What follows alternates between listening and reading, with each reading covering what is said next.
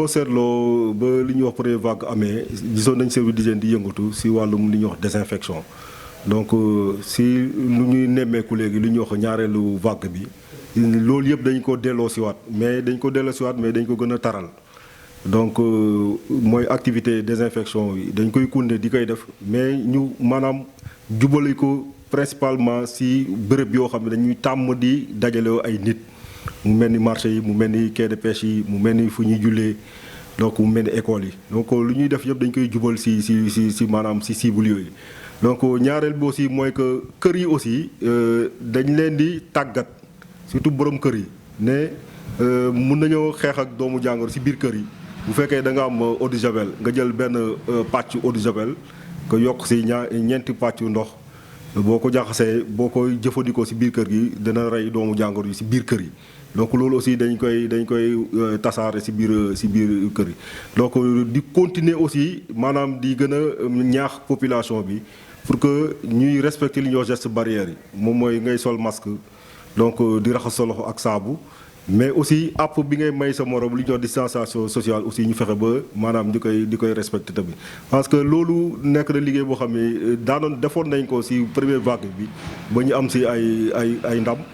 loolu la ñu delloo ci waat léegi mais dañ ko gën a taral ba nga xam ni vraiment dinañ mën a génnee feebar bi ci biir région de Thiès. donc si tënk activités yooyu daal lañ def présentement nii vraiment pour xeex ak coronavirus bi. waaw jumtukaay yi yaakaar naa ni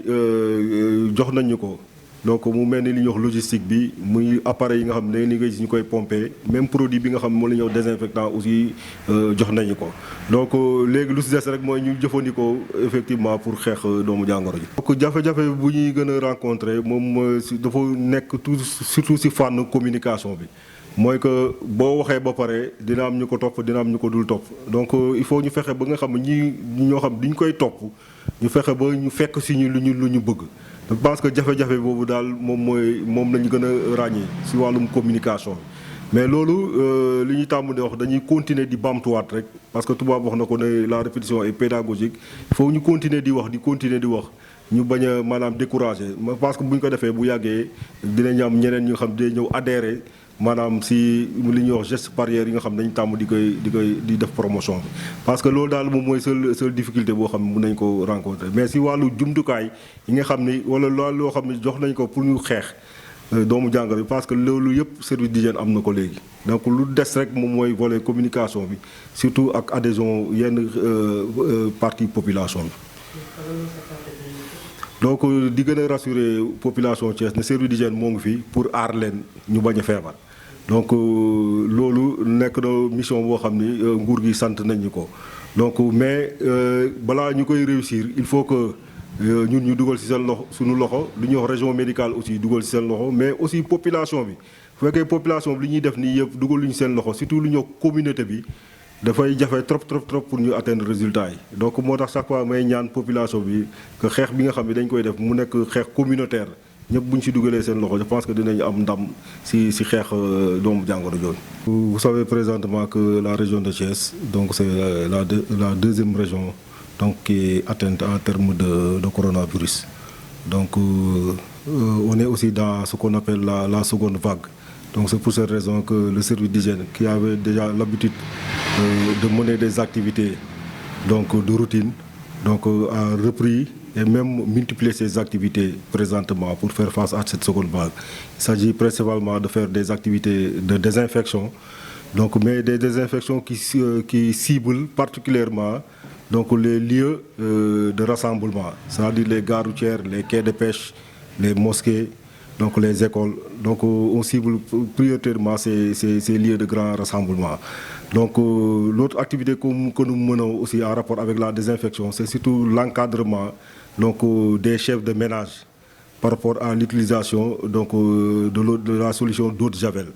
Donc avec la dilution d'une part d'eau de javel pour 4 parts d'eau. Donc c'est vraiment très indiqué effectivement pour lutter contre le virus au niveau des domiciles.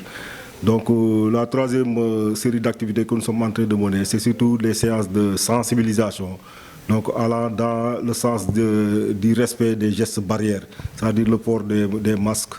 donc l'utilisation aussi de l'eau et du savon pour le lavage des mains à l'eau et au savon, mais également donc, le respect de la distanciation sociale. Parce que c'est tous ces aspects que nous avons déjà fait lors de la première vague, que nous avons repris, mais qu'on a un peu intensifié effectivement pour faire face à cette épidémie. Donc présentement, je pense que le service d'hygiène, particulièrement la brigade de Thiès, est particulièrement outillé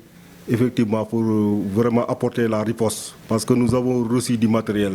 donc, de l'État, donc des véhicules, des appareils de pulvérisation et même donc, des désinfectants. Donc, ce qui nous permet vraiment d'être très opérationnel pour prendre en compte l'aspect prévention et contrôle de l'infection. Donc pratiquement, c'est surtout dans la communication que nous avons un peu de difficulté. C'est que aussi, bon, des fois les messages, on a l'impression que les messages ne passent pas, donc surtout par rapport au port du masque. Donc maintenant, de manière pédagogique, nous ne faisons que faire la répétition, donc pour vraiment faire adhérer donc c'est quelques portions de population qui n'ont pas donc l'habitude de porter des masques. Parce qu'il n'y a que ces seules difficultés qu'on rencontre présentement. Parce que sur les autres aspects, vraiment, sur le plan de la riposte, du matériel, etc., je pense que maintenant on est très très bien outillé pour faire face à la Covid. Donc pour dire à la population thiessoise que le service d'hygiène est là, donc pour assurer la prévention, donc surtout par rapport à cette pandémie. C'est vrai qu'on a atteint la barre fatidique des 1000 cas communautaires au niveau de la région. Donc ça veut dire qu'il y a des efforts aussi qu'il faudra faire, aussi bien par rapport aux services techniques comme le service d'hygiène, donc la région médicale, mais aussi il faut aussi la contribution de la population, surtout par rapport à la participation communautaire. Parce que si tout le monde se met à l'esprit que c'est possible de combattre cette pandémie, je pense qu'on pourra réussir au niveau de la région de Thiès. Donc il faut vraiment que l'implication de tout le monde pour qu'on puisse vraiment réussir à endiguer cette épidémie au niveau de la région de Thiès.